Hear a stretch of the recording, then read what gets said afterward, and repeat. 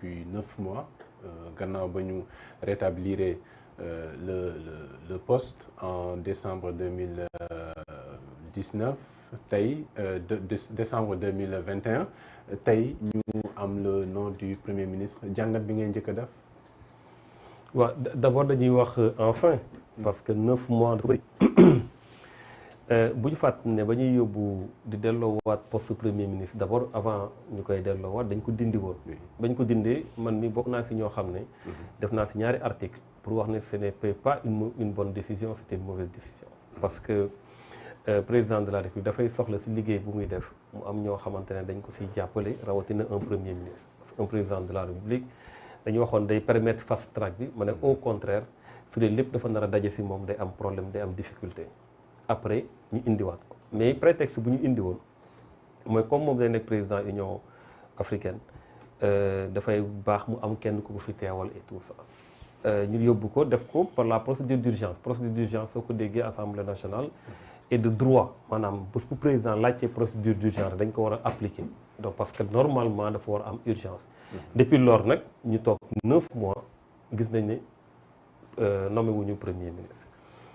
donc da ngay commencer par wax enfin je pense que violé nañ la loi depuis boobu ba léegi tout notre ordonnancement juridique ñu wax ci premier ministre amuñu premier ministre.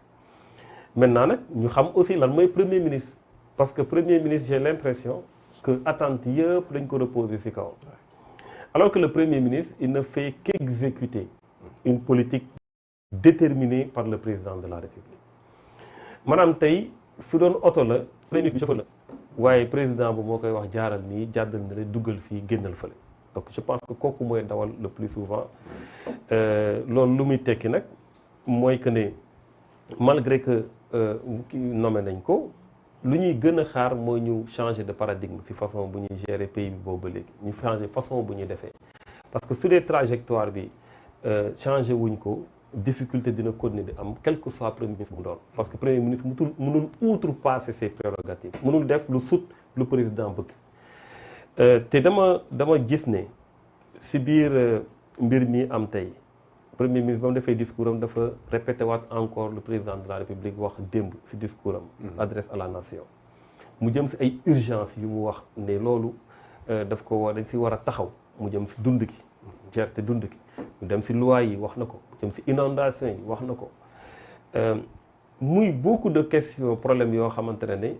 je pense que président de Macky Sall bi nga xamante ne quelques mois moo ko fi desee si dernier mandat am il a eu 10 ans pour pouvoir faire tout ça soo si rocc benn nga jël lu mel ni inondation yi dafa def plan décennal 2012-2022 mais loolu dafay régler définitivement la question des inondations tey gis nañ ne lu mu waxoon da koy réglé wu ko non seulement réglé wu ko mais situation yi daanaka dafa gën a compliqué parce que tout simplement da ngay dindi fii bàyyi fële fooy manqué fii ay ndox bañ a ndox amatu fi yaa ngi bàyyi ñuy habiter dans des zones non aedificantes yi yaa ngi joxe ay permission ñu def ay projets yoo xamante seen études yi warul permettre ñu war ko mën a def ainsi de suite donc c'est pour dire tout simplement que premier ministre am na ñu ngi xaar gouvernement bi pour mën a apprécier ñoo koy former et tout waaye très franchement li ñuy gën a xaar moo ñuy changer paradigme fu may jeexalee peut-être pour si première question bi mooy que ne président Macky Sall démb dañ ko doon déglu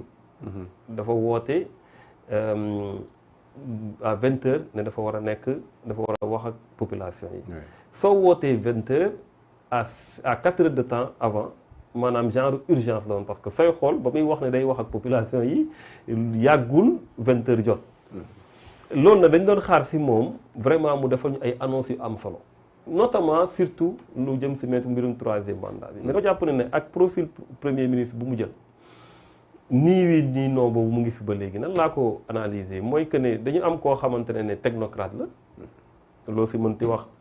yàgg na si administration bi et cetera en même temps politique la c'est-à-dire que technocrate la yor na profil buy mën a accompagner le président ba mu jéem a lijjanti 3e mandat su dee loolu la bëgg waaye aussi politique la war na ko mën a remplacer dans le cadre du Dauphinat donc ba tey mënoo xam exactement lan la si jublu ak lan la si bëgg mais li si gën a am solo rek maa ngi koy wax encore une fois mooy ñu taxawu askan bi parce qu'il y a énormément d'urgence yoo xamante ne si la ñuy xaar le président de la République. D'accord dinañ ci ñëwaat léegi par rapport ak nouveau paradigme yi nga xam ne wax nga ko ban yoon la ñu war a jaaree pour changer ni ñuy yoree réew mi mais benn wax na ko li nga xam ni mooy yorin bi ak gouvernement bi ñu war a xaar ci moom actuellement ñu ngi xaar ba tey par rapport au timing retard am na qu'est-ce que ça signifie? Ouais, mais ça veut dire qu'on est toujours dans des calculs politiciens. Man li ma jàppoon mooy ni que ni yi message yi sénégalais yi envoyé de président de la République ci ñaari élection yi ñu génn bu egsee fii il a eu suffisamment de temps pour réfléchir cogiter xool xam kan la war a teg fu nekk man dama na yaakaaroon que ni président de la République kenn tënkatu ko xam na aujourd'hui qui est qui dans son parti xam na qui est qui parmi ses alliés ba nga xam ni fu si nekk par rapport aux urgences yi Thierno doon wax léegi fu si nekk xam na kan ma fa war a mën a dem mais bu ñu demee ba mu am blocage parce que bi ñoom Amadou Ba di génn ci gouvernement bi les gens sont quand même informés ñëpp xamoon ni que ni Amadou Ba liñ ko proposé woon bëggu ko woon Aly Ngouille Ndiaye liñ ko proposé woon bëggu ko woon ñu ñëwaat tey ba pratiquement la même situation di posé wu mooy lan tey si li ñu jàpp mooy ni que ni blocage bi mi ngi jógee ci ku mel Abdoulaye Daouda Diallo parce que digganteem ak Amadou Ba neexul trop am na fu ñu jaar am na ñaari kuy la yu mënul bokk benn gétt bi alors il faut que le président trouve nag léegi une solution soit Ablaye ñu jël ko yóbbu ko HCCT ou bien ñu def ko directeur de cabinet ministre de directeur du président mais il n'est pas question que moom muy dépendre si Amadou Ba parce que itam seen jaar soreyantowul bi kii nekkee directeur général kenn nekk na directeur général ñoo bokk presque même corps bi nga xam ne que ni fa la ñu jógee au plan politique xam nañ ni que ni Daouda a toujours eu des victoires contrairement ak kële donc pour man yooyu président wartul woon sax nekk si logique yooyu dafa war a nekk rek ci logique gu gouvernement de combat lay teg je mets mes hommes man maa jël samay décision parce que en définitive man maay rendre compte les Sénégalais mais bu ñu demee ba toog ñi calculer kii war na dugg kii warul dugg kii mën na nangu lii kii nañ ko jox lii parce que bu ma ko defulee lii mu réagir na le ça pose problème ça veut dire que ni je suis désolé mais ceux qui sont au pouvoir jàngatuñu li leen Sénégalais yi yónnee comme message durant ces dernières élections là. D'accord Thierno wax na ko sànq est-ce que Macky Sall dafa nekk toujours dans le clair-obscur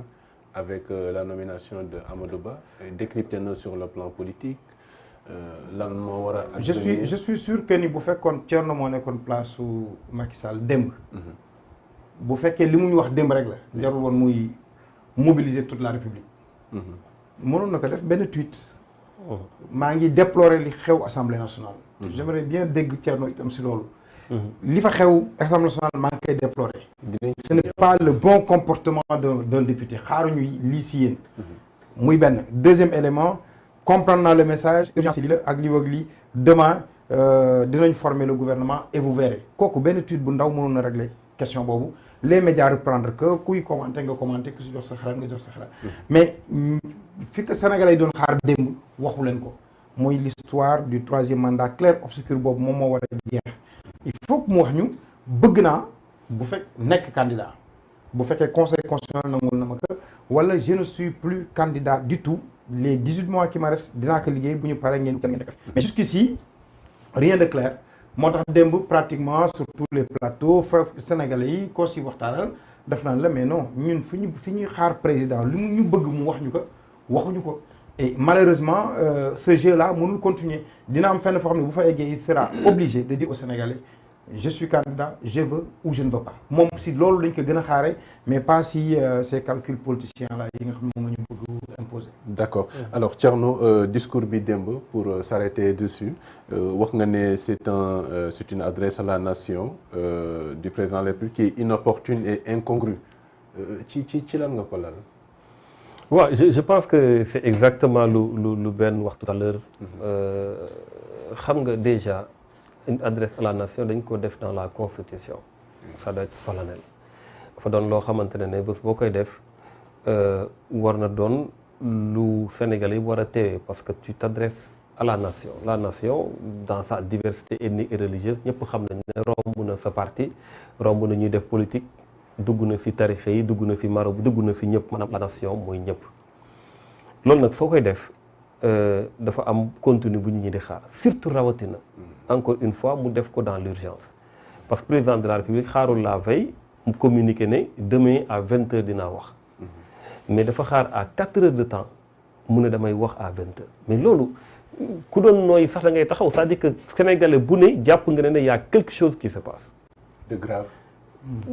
je sais pas de grave wala une annonce wala loo xam ne lu si lay mën a téye lu bees oui. Mais dara bees si d'ailleurs moi j'ai même dit je l'ai dit hier que je me demande est-ce que amul lu mu bëggoon wax mu renoncer à la dernière minute te comme woote ne message ba pare à la nation mu ne dina waaw mu ne naa wax parce que en réalité dafa rek wax parce que trois sujets yu mu abordé benn bi mooy Assemblée nationale man dama jàpp ne c'est vrai qu'il y a des jeux de pouvoir dans notre pays c'est vrai qu'on n'est pas dans la séparation stricte des pouvoirs mais le président de la République doit s'abstenir de parler des questions liées à l'Assemblée nationale au nom de la séparation des pouvoirs parce que gis nga député yi dañ leen fal au suffrage universel direct au même titre que le président de la République au suffrage universel direct dans la constitution soo suñu ne du président de la République dañuy naan de l'Assemblée nationale député ak président ku si ne dafa am say prérogatives et képp koo xamante ne à chaque fois mun na am jeu de pouvoir yu mën a dugg c'est bien défini dans la constitution dañ ko leeral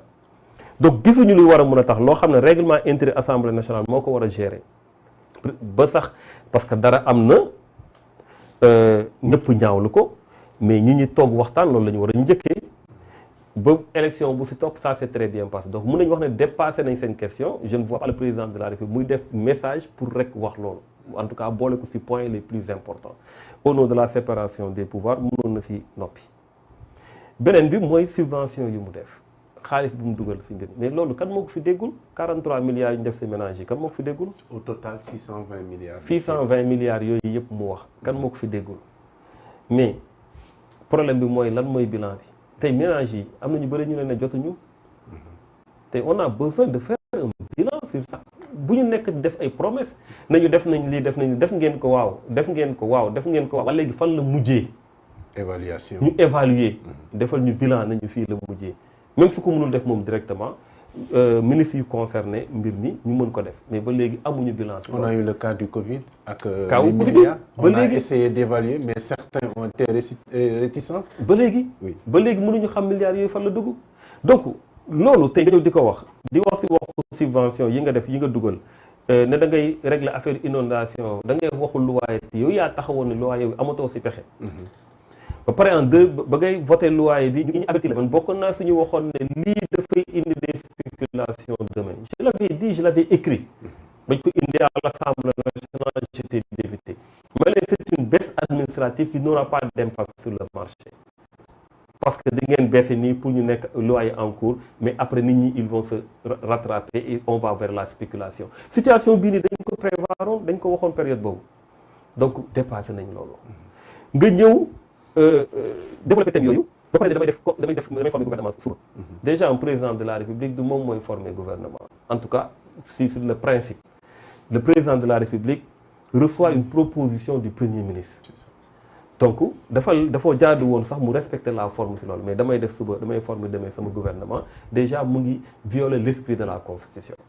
alors loolu yëpp pour dire que wax yooyu soo ko jëlee benn par benn gisuma woon lu waroon tax mu def ko boo tax ma ne c'est incongru c'est inopportun parce que li ñu doon xaar président mooy mu wax ñu lu leer naññ suñu mënul wax lu leer naññ mais mu def gouvernement am comme la preuve boobu ba léegi ñu ñuy jox ay délai benn wax na ko léegi mais ba léegi ñu ngi xaar gouvernement bi ba léegi ñaa ngi xaar alors qu'on a mobilisé la nation si 48 heures yi si gouvernement bu ñuy mettre en place donc pour man l'urgence est ailleurs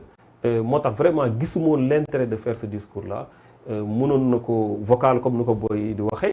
wala bu def ko tweet comme ni ko benn waxee wala mu def communiqué mais vraiment il n'avait pas besoin de mobiliser toute la nation pour répéter loo xamante ne waxoon na ko pare. D'accord.